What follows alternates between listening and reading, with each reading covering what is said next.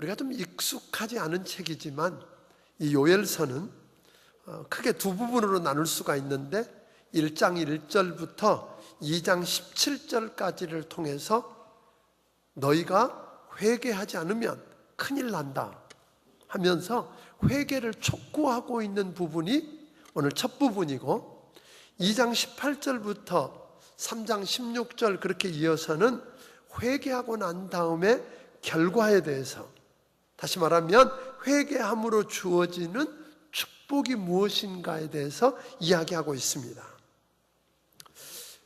우리가 이 말은 다른 말로 말하면 회개하고 나면 하나님께서 회개하는 자들에게 어떻게 놀랍게 회복시키는지를 우리에게 말씀하고 있다고 하는 겁니다. 그러니까 요엘 선지자가 이렇게 유다 민족을 들여다보니까 그때까지는 유다 민족이 무슨 큰 어려움이 없었다는 거죠. 큰 어려움이 없었는데 한번 들여다보니까 겉으로는 멀쩡한데 들여다보니까 회복 불능의 중환자 같아 보이더라 하는 거예요. 속은 다, 겉은 멀쩡해도 속은 다 너무나도 처참하게 망가져 있어서 이게 정말 나라로서 일어서서 재구실할 수 있겠는가 하는 이야기죠. 그럴 수 없을 것 같아 보이더라 하는 이야기입니다. 그래서 오늘 이 요엘 선지자를 통해서 앞으로 유다 땅에 어떤 일이 일어날 것인지를 이야기하는데 1장 4절 5절에 보면 거기 뭐 팥종이, 메뚜기, 느치, 황충 뭐 이런 이야기가 나옵니다. 이건 다 한마디로 말하면 메뚜기 종류인데 그 메뚜기 종류가 여러 차례 그 땅을 스쳐 지나갈 거라는 거예요. 무슨 말이냐면 요즘 우리는 잘 못 보지만 그 메뚜기가요, 하늘을 덮으면 세상이 깜깜해질 만큼 그렇게 많은 메뚜기 떼가 중동을 휩쓸고 가는 적이 많다는 거예요. 그게 한번 지나가면 나무든 채소든 들의 풀이든 남아나는 게 하나도 없이 아주 초토화가 된다는 겁니다. 근데 그게 한 차례가 아니라 여러 차례 이렇게 거쳐가고 밑에 조금 남아있는 것들은 불이 나서, 들불이 나서 다 태워버렸다. 그걸로 끝나는 게 아니라 오늘 1장 18절부터 20절에 그 이야기가 나오고 2장 11절에 보면 크고 강한 애국 군대가 들어와서 남은 것을 다 짓밟아버리고 그래서 그 땅이 폐허가 되고 황무하게 된다고 하는 이야기입니다. 그러니까 유다 민족은 멀쩡한데 겉은 아무 문제가 없어 보이는데 심장만 간신히 뛰고 있을 뿐이지 제대로 된 구석이 하나도 안 남아있더라 하는 이야기를 오늘 하고 있는 겁니다. 여기서 저는 한 가지 생각해 보고 싶은 게 있습니다. 하나님께서 유다에게 내린 이런 재앙을 통해서 우리 하나님이 우리에게 오늘 무엇을 말씀하려고 하는가 하는 거예요. 여러분과 내가 살고 있는 이 시대 세상을 들여다보면 도처에서 크고 작은 많은 재앙들이, 재해들이 일어나고 있는 걸 보게 됩니다. 도대체 이 재해는, 이 재앙을 통해서 우리에게 뭘 말씀하려고, 왜, 무엇 때문에 이런 일들이 이 땅에 지금 일어나고 있는가 하는 겁니다. 하나님은 유다에 내려진 재앙을 통해서 뭘 말씀하려고 하냐면 유다 땅에 자연재해가 있을 거고 또 그 뒤에서 전쟁도 있을 텐데 이것들이 우연히 일어나는 게 아니라 하는 이야기예요. 이거 하나하나를 보니까 너희들의 범죄 때문에 일어나는 재해라는 겁니다. 하나님을 향해서 무감각하고 도덕적인 불감증이 있고 하나님을 향한 말할 수 없는 죄악과 우상숭배, 이런 것들이 하나님의 엄청난 재앙을 초래하고 있더라 하는 이야기입니다. 여러분, 메뚜기 떼가 오고 있습니다. 황충이 오고 있습니다. 곡식과 농사를 완전히 초토화시킬 수 있는 오늘 느치 때가 다가오고 있다는 겁니다. 이것은 단순히 메뚜기 때만을 이야기하는 게 아니라 그것과 같이 다가오는 외국 군대들을 이야기합니다. 그것들이 몰려온답니다. 우리가 이것을 보면서, 아니 이것을 주목하여 보면서 하나님이 우리에게 무엇을 말씀하시려고 하시는지 하나님의 음성에 귀를 기울여야 된다는 게 오늘 본문이 말씀하는 겁니다. 오늘 여러분, 저는 여러분과 내 주변에 일어나고 있는 재해나 사건, 사고나 역사를 향해서 들려오는 하나님의 음성을 들을 수 있는 귀들이 열려지기를 주의 이름으로 축원합니다. 그래서 오늘 요엘 선지자는 메뚜기가 지나가고 그래서 다 먹어버리고 초토화된 그 땅에 불이 나서 다 태워버리고 군대가 짓밟고 지나가서 땅이 황폐해지고 황무해져서 짐승들이 목말라 헐떡거리며 죽어가는 모습, 그리고 그 땅을 호시탐탐 바라보면서 언제든지 공격할 수 있는 그런 적들을 바라보면서 오늘 요엘 선지자는 말합니다. 유다 백성들아, 지금 너희는 살았다고 하고 멀쩡하다고 큰 소리 치지만 실상은 다 죽었다 하는 이야기거든요. 근데 그걸로 끝나면 비극이죠. 우리 하나님 그러거든요. 봐라, 너희는 죽은 거나 진비 없지 않냐. 메뚜기 떼가 지나가서 초토화시켰고 남은 건 불을 태워버렸고 오늘 외국 군대 가서 짓밟고 땅을 황무하게 만들고 황폐하게 만들어버렸으니 넌 죽은 거나 다름없는데 묻고 있는 거예요. 그런데 살고 싶으냐 하는 거예요. 살고 싶으냐. 그리고 한 제안을 하고 있는 겁니다. 오늘 여러분에게도 묻고 싶습니다. 혹 여러분 인생 가운데서 메뚜기 떼가 지나가서 남은 게 하나도 없이 다 초토화되고 다 무너졌고 불타버리고 외국 군대가 짓밟아서 오늘 황무하게 되고 황폐하게 되어버린 그 모습을 혹 여러분의 삶 속에는 간직하고 있지 않느냐는 겁니다. 그래서 살아있는 것 같은데 실상은 죽어있고 아무것도 할 수 없는 그런 상황 가운데 있다면 오늘 우리 주님은 여러분과 내게도 묻고 계십니다.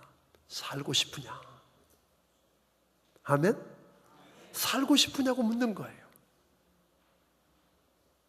그래서 그들을 향해서 살고 싶으냐고 물으면서 이런 제안을 2장 12절부터 14절에서 하고 계십니다. 우리 함께 읽어보겠습니다. 시작. 여호와의 말씀에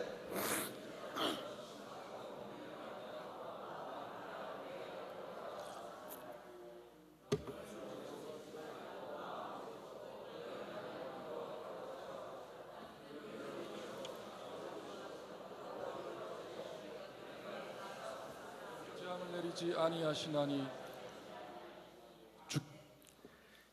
주께서 시작. 주께서 혹시 마음과 뜻을 돌이키시고 그 뒤에 복을 내리사 너희 하나님 여호와께 소제와 전제를 드리게 하지 아니하실는지 누가 알겠느냐. 자, 오늘 이게 무슨 이야기입니까? 우리 주님은 이렇게 이야기합니다.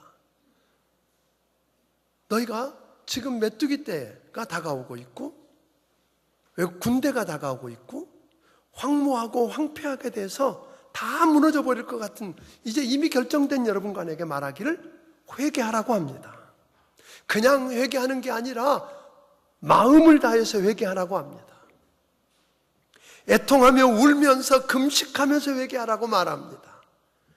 옷을 찢을 게 아니라 마음을 찢으면서 하나님께 돌아오라고 말합니다. 우리나라 사람들이 어떤 집회를 하면서 이렇게 울고 그러면 회개했다고 그러잖아요. 그죠?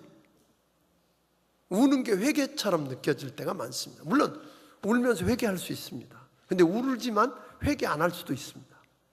그 당시에 유대 사람들에게 특징이 뭐였냐면 회개하는 표가 뭐였어요? 옷을 찢는 거였어요. 근데 실제로 마음을 찢지 않고 옷만 찢는 사람들이 있었다는 거예요. 그런 이유로 오늘 주님은 이야기하는 겁니다. 이 사람은 이런 이유로 저 사람은 저런 이유로 빠지지 말고 모든 백성이 모두 모여서 하나님 앞에 마음을 찢고 오늘 삶을 바꾸고 살려달라고 하나님께 부르짖어 보자는 겁니다. 아멘. 오늘 본문은 우리가 그렇게 부르짖고 하나님 앞에 낮추어서 회개할 때 하나님은 어떻게 응답하시는가 하는 것에 대해서 우리에게 말씀합니다. 하나님께서는 우리가 그렇게 하나님 앞에 다 끝난 것 같지만 하나님 앞에 나와 마음을 찢고 겸손하게 엎드려 울며 회개하며 주께로 돌아오면 주님은 약속하셨습니다. 우리의 상처를 깨끗하게 치료해 주시겠답니다. 아프기 전보다 더 건강하게 하시겠답니다. 심판받기 전보다 더 아름답게 회복시켜 주시겠답니다. 하나님께서는 자기 백성이 말씀에 불순종하고 교만하게 행할 때 종종 마치 사람을 두들겨 패듯이 실컷 두들겨 패실 때가 있습니다. 부수실 때가 있습니다. 그것도 주변에 있는 사람들을 통해서 부수실 수 있습니다. 형체를 알아보기 힘들 정도로, 도저히 회복이 불가능할 정도로 부수실 수 있습니다. 그러나 그 백성들이 두 손 들고 겸손하게 회개하고 돌아오면 그 순간부터 알아볼 수 없을 정도로 망고져 버린 그 모습을 우리 주님이 다시 짜맞추셔서 처음보다 더 완벽하고 아름다운 모습으로 회복시켜 주실 수 있다는 것입니다. 요엘 선지자는 우리가 만일 회개하지 않으면 메뚜기 떼가, 팥종이가, 느치가, 그리고 황충의 때가 몰려올 것이라고 이야기합니다.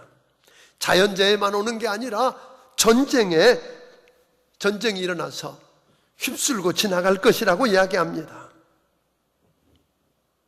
그래서 우리 주님은 이야기합니다. 회개하고 돌아오라고. 아멘.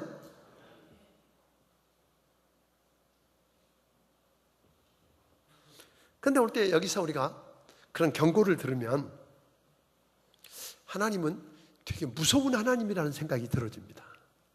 겁이 난단 말이에요. 죄를 짓고 돌아오지 않으면 뭐 하겠다고요? 심판하겠대요. 메뚜기 떼를 보내고 황충을 보내고 초토화시키고 그 남은 건 불태워버리고 그것도 외국 군대를 말발굽 아래 짓밟혀서 황무하고 황폐한 땅이 되게 하겠다고 합니다. 여러분, 이렇게 하면 하나님 뭐예요? 굉장히 뭐하는 하나님 같아요? 무서운 하나님처럼 느껴집니다. 여러분 어떠세요? 그런데 우리 13절을 한번 같이 읽어보겠습니다. 시작. 너희는 옷을 찢지 말고 마음을 찢고 너희 하나님 여호와께로 돌아올지어다. 그는 은혜로우시며 자비로우시며 노하기를 더디하시며 인애가 크시사 뜻을 돌이켜 재앙을 내리지 아니하시나니. 여기 보니까 뭐랬어요? 하나님은 어떤 하나님이라고요? 은혜로우시며 자비로우시며 노하기를 더디하시며 인애가 크시사 뜻을 돌이켜 재앙을 내리지 아니하실 수 있다 하는 거예요.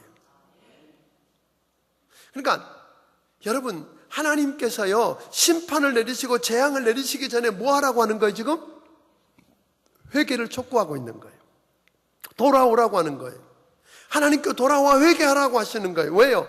하나님이 시간을 주시는 거예요. 또 당연히 이미 심판하기로 결정됐어요. 저주가 임하기로 됐어요. 망하기로 결정됐다고요. 그런데 하나님께서는 또 한 번의 기회를 주시는 거잖아요. 만일 돌아와서 회개하면 뭐 하겠다는 거예요?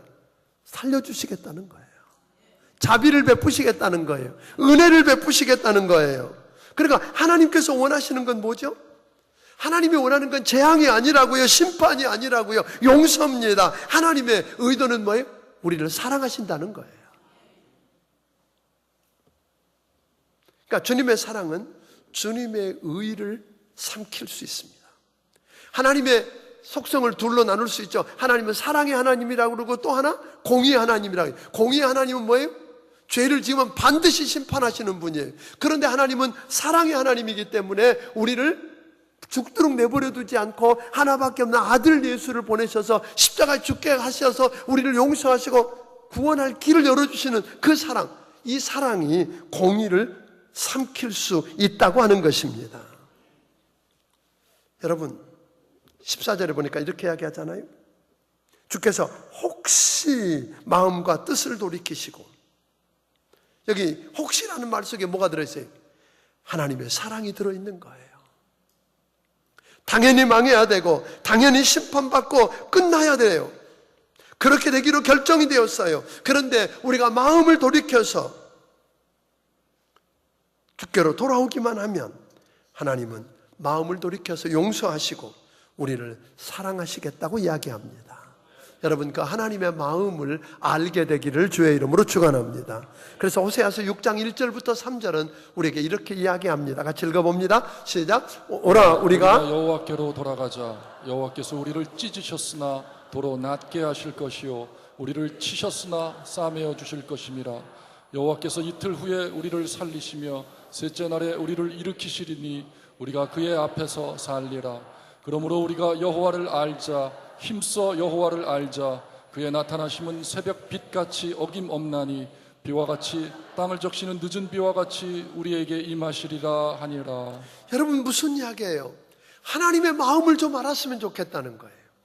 하나님의 관심은 여러분과 나를 심판하는 게 아니에요. 오늘 망하게 하는 데 관심이 있는 게 아니에요. 치시는 데 관심이 있는 게 아니라 살리는 데 있다는 거예요. 만일 회개하고 돌아와서 우리 삶을 돌이키기만 하면, 아멘, 그분은 치셨으나 우리를 뭐하고? 낫게 해주시고, 믿습니까?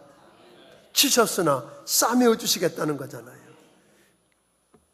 여러분, 그 하나님의 마음을 알고 늦지 않았어요.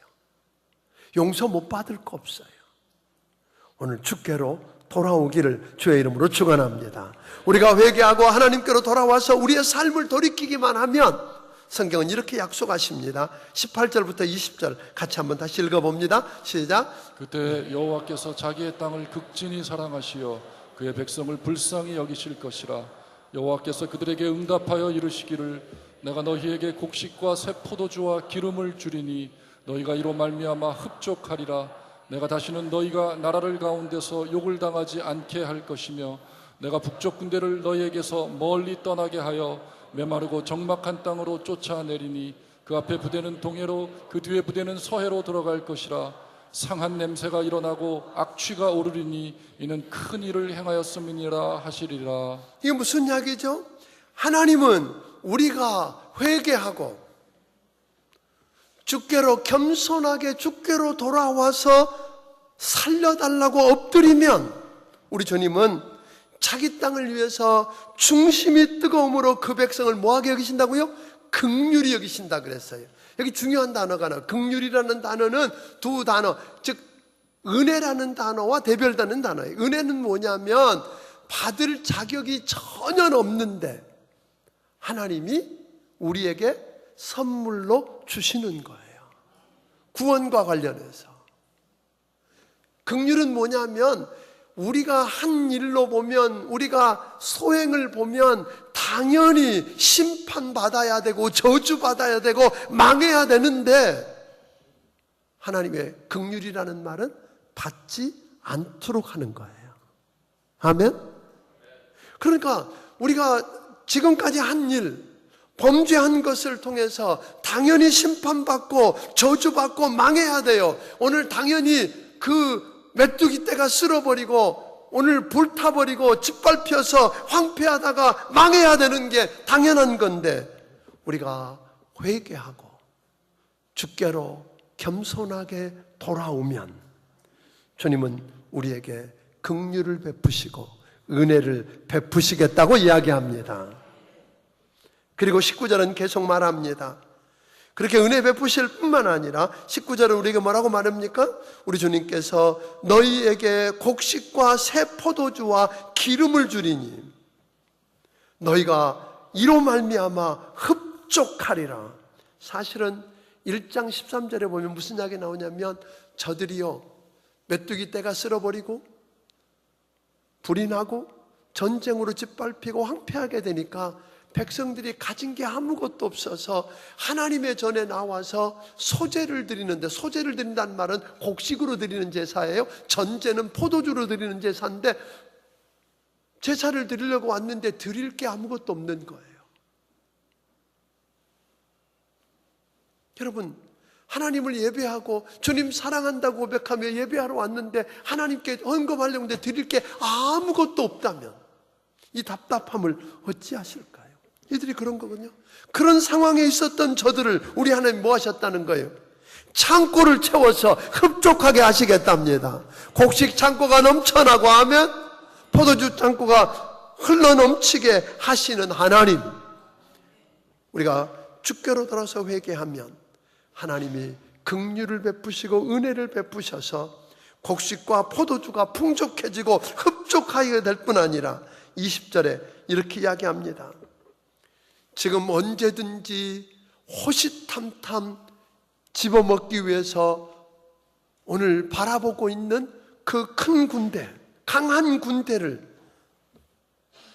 전쟁에서 옮기는 게 아니라 하나님이 옮기시겠다는 거예요. 그들을 뭐 하게 하겠다? 20절 같이 한번 읽어볼까요? 시작. 내가 북쪽 군대를 너희에게서 멀리 떠나게 하여 메마르고 적막한 땅으로 쫓아내리니 그 앞에 부대는 동해로 그 뒤에 부대는 서해로 들어갈 것이라. 상한 냄새가 일어나고 악취가 오르리니 이는 큰 일을 행하였음이니라 하시리라. 무슨 말이에요? 우리 주변에 여러분, 북한이 여러 핵무기도 만들고 또 중국이라고 하는 군사대국이 있고 일본이라고 하는 군사대국이 일어나고 있어요. 미국이 있어요. 여러분, 이 틈바구니 속에서 우리나라가 살아나기 위해서 신무기 만들고 오늘 전략적인 무기를 만드는 게 우리나라가 살아나는 방법이겠냐는 거예요.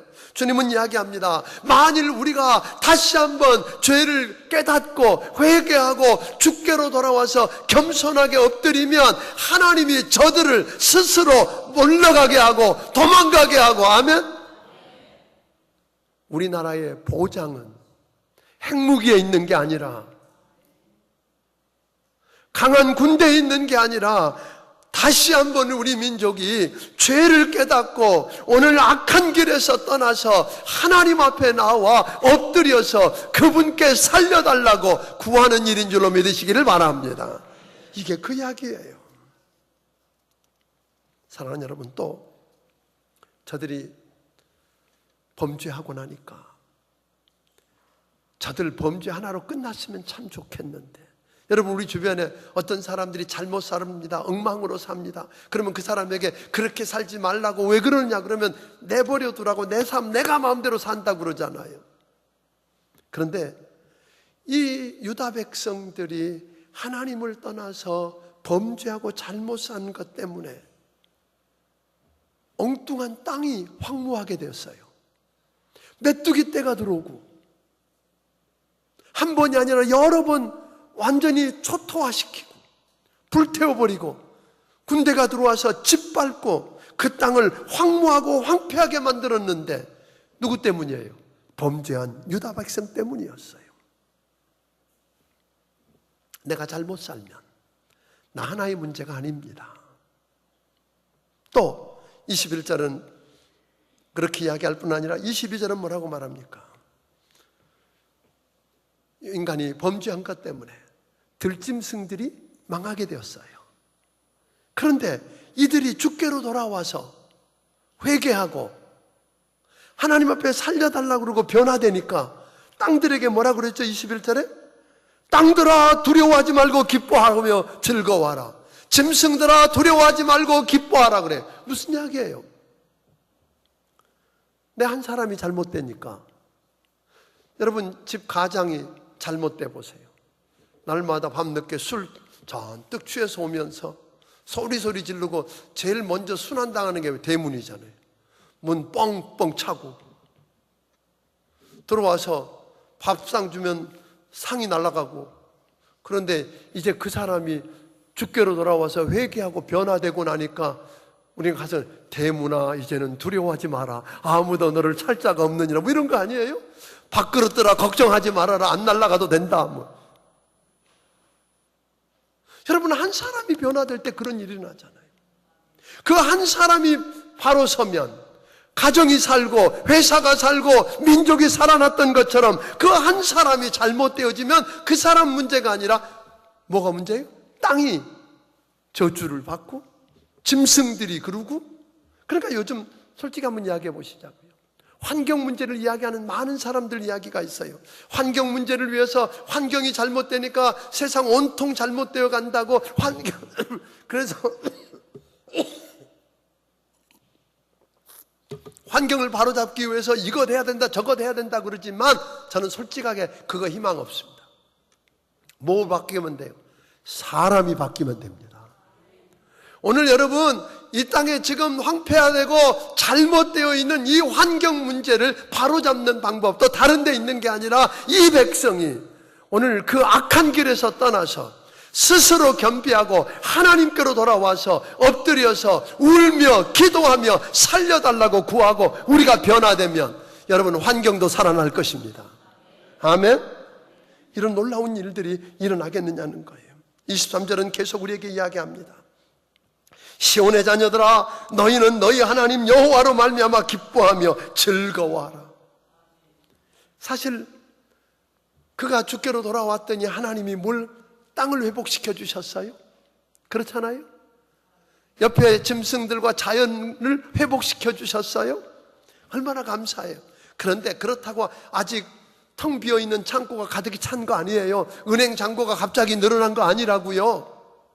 여전히 어려움은 있지만 오늘 하나님의 백성들에게 우리 주님은 이야기합니다. 뭐 하라고요? 즐거워하고 감사하고 하나님을 찬양하랍니다. 아직 안 바뀌었는데. 왜요? 여러분과 내가 주께로 돌아와서 하나님 앞에 회개하고 돌아서서 바로 서면 하나님의 이른 비와 같은 은혜가 임하기 시작하면 믿습니까? 하나님이 우리를 긍휼히 여기시고 은혜 베풀기 시작하시면 여기에 희망이 있는 겁니다. 그러면 기뻐합시다. 찬양을 시작합시다. 창고가 쌓아진 다음에 우리 삶이 변화된 다음이 아니라 지금 그 하나님께 감사와 찬송을 올려드릴 수 있는 여러분들이 되기를 주의 이름으로 축원합니다. 그런 역사가 일어났으면 좋겠어요. 사실 우리가 한 사람 잘못되면 여러 사람 울게 만들잖아요. 땅만이 아니라 짐승만이 아니라 주변 많은 사람들에게 울게 만들었는데 이제 우리가 회개하고 금식하며 마음을 낮추어서 주께 돌아오면, 그래서 내가 회복되면, 나 한 사람 돌아오면 내 주변이 변하고 달라질 수 있다는 이 사실을 여러분 기억하게 되기를 주의 이름으로 축원합니다. 그래서 오늘 우리 주변이 다 살아나고 기뻐하면서 하나님께 영광을 돌릴 수 있게 되기를 바랍니다. 그래서 하나님은 우리가 잘못되면요, 때로는 질병을 주시든지 실패하게 하시든지 아예 인생 밑바닥까지 떨어져서 힘들게 하든지 그 밖에 무슨 수를 써서라도 그 잘못된 길에서 돌아서게 하시는 분이 하나님이십니다. 우리는 너무 심하다고 말합니다. 아니에요. 여러분과 내가 돌아서야 사는 길이기 때문에 그렇습니다. 여러분 한 사람을 바꿔놓지 않으면 여러분 한 사람 때문에 너무나 많은 사람들이, 너무나 많은 주변이, 너무나 많은 땅이 어렵기 때문입니다.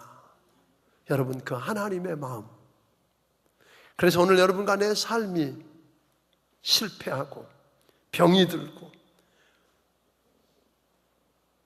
내가 믿는다고 하는데도 인생의 밑바닥까지 떨어져서 힘들거든. 혹 지금이 주께로 돌아가야 할 때가 아닌지, 그 악한 길에서 떠나서 지금은 괜찮은 줄 알았는데 그러고 보았더니 그게 죄랍니다. 교만했답니다. 그게 잘못이었답니다. 하나님의 마음을 아프게 하는 일이 있었다면 돌아설 수 있는 여러분이 되기를 바랍니다. 돌아서서 변화되어 하나님 앞에 엎드리면 하나님은 여러분과 나를 고쳐 주실 것입니다.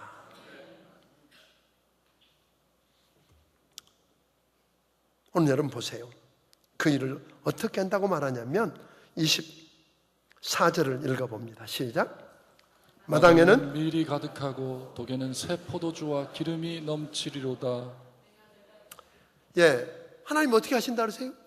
창고에 밀이 가득하고, 마당에 밀이 가득하고, 우리로 말하면 뭐예요? 쌀이 가득하고, 독에는 포도주와 기름이 넘치리로다.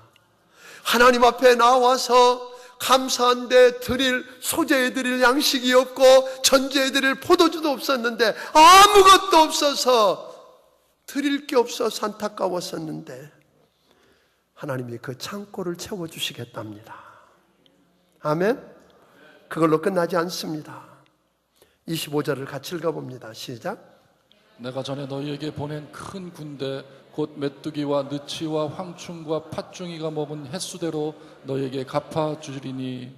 여기 보니까 메뚜기와 팥종이와 느치와 황충이 먹어버린 그 시간 동안, 그 세월을 계산해서 하나님이 갚아주시겠답니다.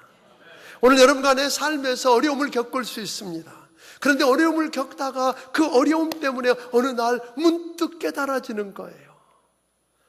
내가 괜찮은 사람인 줄 알았는데 죄인이라는 사실이 깨달아지고, 교만했던 게 깨달아지고, 하나님의 마음을 아프게 했던 게 깨달아지고, 그렇게 해서 오늘 여러분들이 하나님 앞에 철저하게 회개하고 돌아서서 바로 서기만 하면 하나님은 그 힘들었던 세월들을 계산하셔서 갚으시겠답니다.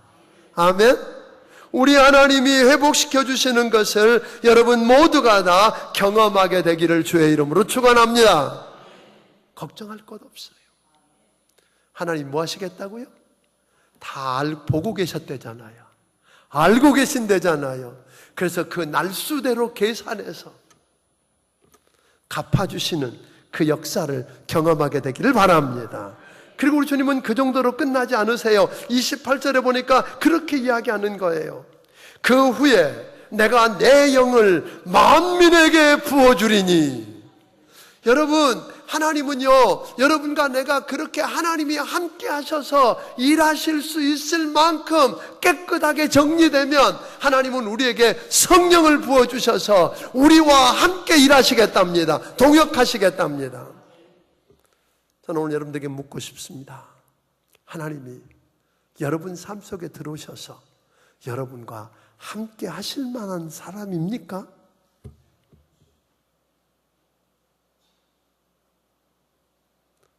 여러분의 가정에, 우리 교회에 우리 주님이 오셔서, 그래, 내가 네 안에 거처를 두고 너와 함께 하면서 너와 동역하겠다고